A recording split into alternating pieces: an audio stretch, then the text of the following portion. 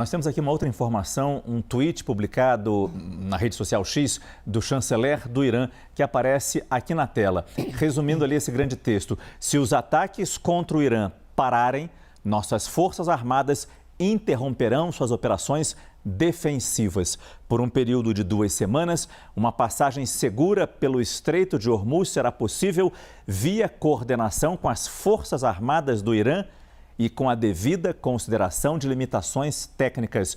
Ou seja, há certas posições aqui que parece que o Irã não abre mão, como ainda mantendo uma questão militar nesse trajeto dos petroleiros ali pelo Estreito de Hormuz, Lorival. Isso nunca aconteceu na história. Então, essa é uma perda geoestratégica essencial dessa guerra. E para o Irã é muito importante impor esse custo aos Estados Unidos para que ele não volte a ser atacado no futuro. Fica uma lição para o mundo. Esse é o objetivo do Irã. E quando ele fala de respeitadas as necessidades, as condições técnicas, é porque existem minas agora, minas navais no Estreito de Hormuz. Então, daí, esse é o protocolo do qual eles falam, né? Será necessário se coordenar a partir de agora com o Corpo da Guarda Revolucionária Islâmica para passar pelo Estreito de Hormuz. Mesmo que nessas 2 semanas ele não cobre o pedágio, mas é ele que vai definir quando e quem poderá passar pelo Estreito de Hormuz. Essa é uma vitória fundamental do Irã. E como os países ao redor, como os países do Golfo Pérsico recebem essa notícia? É claro que é positiva, eles estavam sendo alvos do Irã, mas até que ponto ter esse Irã se dizendo vencedor nessa guerra, do ponto de vista olhando para frente, até que ponto isso gera realmente uma tranquilidade nessas nações?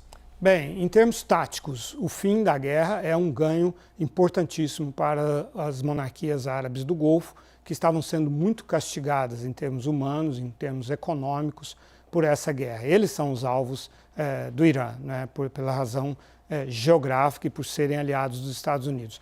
Todos eles estão rediscutindo se vale a pena ser aliados dos Estados Unidos, porque pagaram um preço muito alto. Eles têm bases ali, né?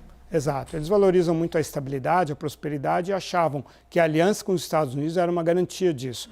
E o que se provou foi o contrário. Eles perderam estabilidade e prosperidade por serem aliados dos Estados Unidos. Isso, em termos táticos, então, é interessante para eles que essa guerra acabe. E eles, aliás, estavam pressionando muito os Estados Unidos nesse sentido. Por outro lado, em termos estratégicos, você tem razão. Quer dizer, a projeção de poder do Irã sobre o Golfo Pérsico aumentou, o que é absolutamente paradoxal, dada a superioridade militar dos Estados Unidos e de Israel. Mas a geografia é um fator central em toda guerra, né? Numa guerra você nunca pode ignorar a geografia. E essa é uma lição da história, de muitas histórias, né? O William Vac gosta de citar o estreito ali de Dardanelos na Primeira Guerra Mundial, né? Inglaterra, Rússia não conseguiram abrir o estreito, né? E a Turquia, o Império Turco Otomano, fechou o estreito, era inferior militarmente, mas é um ativo da geografia. Temos um outro estreito aí, o Estreito de Taiwan, que é algo que nós vamos discutir em breve também, né? Então, um estreito é sempre um desafio militar muito grande e o presidente Trump ignorou esse dado da história e da geografia.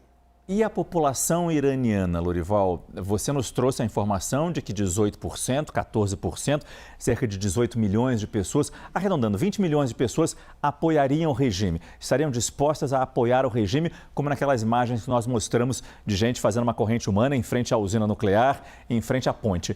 Mas e o restante dessa população? Que sabemos o quão reprimida essa população iraniana é. E continuará a ser, ainda mais num gesto como esse de vitória do regime. O que acontece daqui para frente dentro do Irã? Algum sinal de mudança?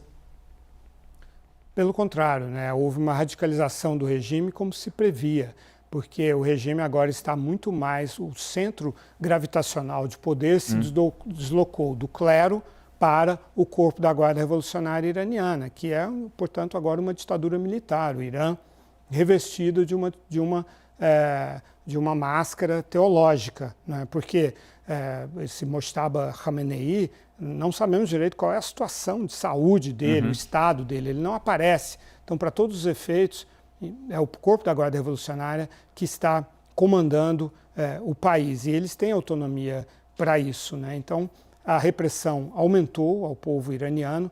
Você se lembra que em meados de janeiro o presidente Trump falou: continuem nas ruas, mudem as instituições, tomem as instituições nas mãos de vocês, a ajuda está chegando.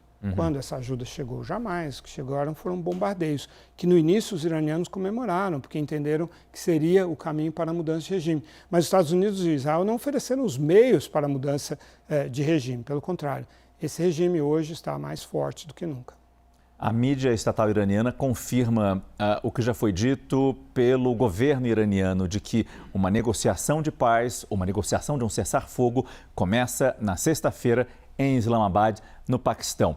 E aí, aparentemente, neste momento, não teremos um recuo. Não teremos um recuo como tantos que tivemos do lado de Donald Trump, do lado americano. E aí, Lorival, você preparou um material sobre as ameaças de Trump ao longo dessa guerra, que está na sua sexta semana, ou estava, torcendo para um cessar-fogo realmente começar a partir desta noite.